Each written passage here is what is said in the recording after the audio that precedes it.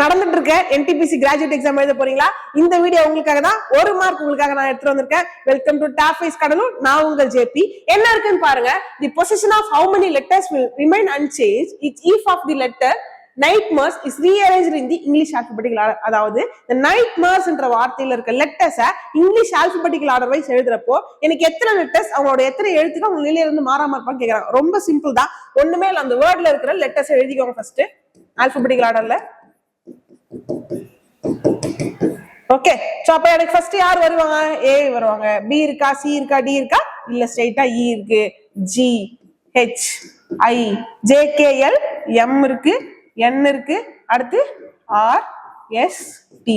So alphabetical order எழுதிட்டோம். Ma'am எனக்கு இது எழுத கஷ்டமா இருக்கா? சிம்பிள், நம்பரை போட்டுட்டு நம்பரை மாத்தி எழுதிக்கோ. சிம்பிள் தானே, நம்பர் தெரிஞ்சிருக்கணும். இல்லாட்டி ஆல்பபெட்ஸ்ல கொஞ்சம் ஃப்ளூயன்ட்டா இருந்தா போதும், முடிஞ்சு போச்சு.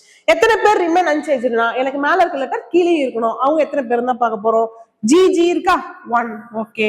H 2, next M 3 and R அப்படின்றது 4. மொத்தம் எத்தனை purse இருக்காங்கப்ப? 4 letters as remain unchanged. ஓகேவா?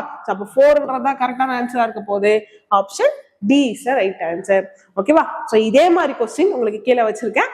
Thank you so much.